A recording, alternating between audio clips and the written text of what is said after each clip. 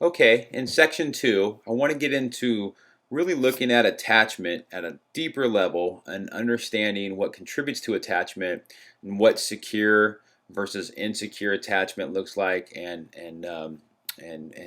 how it plays out in terms of our relationship to ourselves and other people. Understanding the power of attachment. So, attachment is a significant predictor of mental health, affect regulation, which is what we're going to be talking about in just a moment. In the next, I think it's section 3, affect regulation, the ability to regulate your emotional states. Interdependency, which is the ability to negotiate relationships. Oftentimes, people with insecure attachments hide in relationships, overly comply or avoid relationships when they should be sharing their truth in relationship, honoring themselves in relationships, meanwhile empathizing and supporting the needs of others as well. Attachment also helps in our resiliency, the ability to go from one emotional state to the next and to bounce back.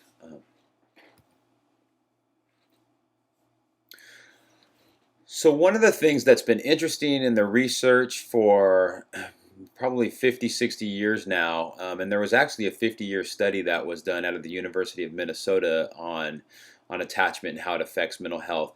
But with what we've noted, what we've learned is that our own history of attachment, the attachment style that you had with your parents is a predictor of the attachment style your child has with you. Um, in families where in a young family where husband and wife is pregnant, and developmental psychologists do an adult attachment inventory is what it's called, and they ask this is expecting couple a bunch of questions to understand the attachment style they had to their parents. What they've discovered is with an 80% probability they can predict what the attachment style of their child yet to be is going to be in their relationship to them. So 80% of the time it's accurate, and in the first year of life that's what it's going to be. It changes by 22% from the first year to the first year and a half, but overall I think you get the point, is that we pass on generationally attachment styles unless for some reason we start to have we have the experience of different types of attachments. That's what therapy is. Group therapy offers different ways to connect with ourselves and others and learn to use that as an instructional relationship to learn how to do that going forward. So, in someone's relationship to themselves, secure attachment informs them that they're open to their own needs, what they offer in relationships. I can trust myself and others to help me. I can be vulnerable and take emotional risk with others. I'm okay and you're okay. I don't hide in relationships. I can show up and communicate my needs as well as understand and support your needs too. To simplify, insecure attachment would be I struggle with knowing who I am. I struggle with my affect regulation. I either stuff and avoid what I feel, or I overly react and act on what I feel. I overly rely on myself or external things to regulate and self soothe me. So overly reliant on myself would be stuffing, dismissing, avoiding. And overly reliant on external things would be turning to food, turning to work, turning to sex, turning to drugs, those sorts of things as a coping mechanism. I don't trust others. I avoid relationships, or I enmesh when I'm in relationships. I hide in relationships, being that I comply or I avoid. I don't share my truth.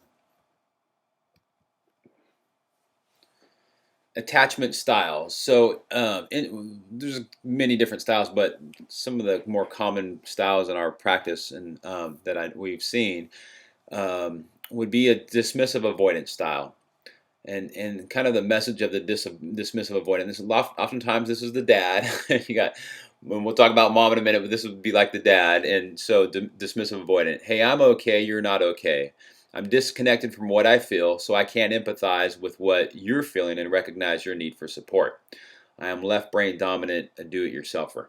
Um, when people are split off from their own emotions and what it is that they need from others besides I just need to be left alone, but really connected to what it is that they need from others.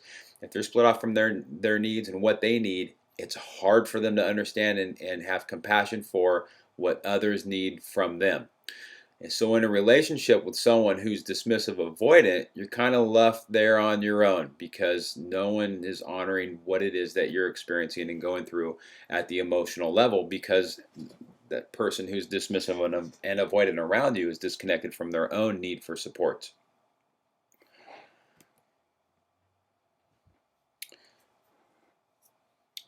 Oftentimes, so then what happens, just kind of back on that dismissive avoidant position and personality, then we have young guys or girls that we're working with who are dismissive and avoidant of what they're experiencing, um, yet yet what they're experiencing is still driving the bus in their life.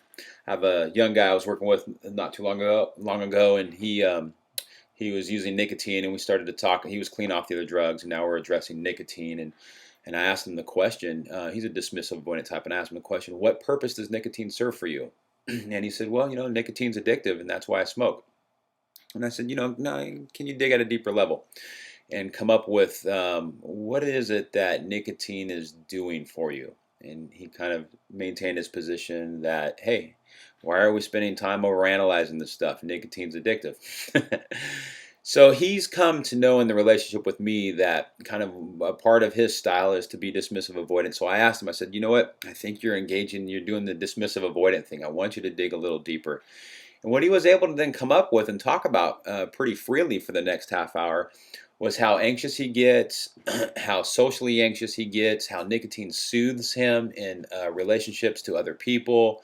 It also still serves for him as a way to deal with his cravings coming off of the other drugs, to regulate his boredom, to regulate his affect. And he was able to talk about it for quite some time.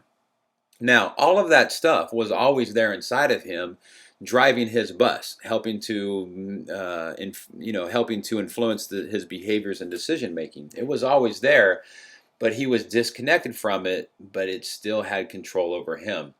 So, so one of the things that we're doing is getting him sober and then reconnecting him to what it is that he feels and giving him permission to honor that in himself and to bring that to relationships.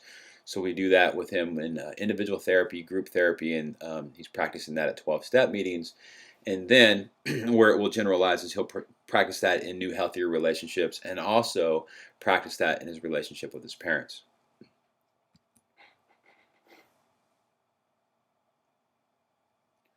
I think lastly, the at a deeper level on the preoccupied style, though this slide says it's the end, what I want to say is sometimes there's parents that have, obviously have preoccupied style. I've mentioned that.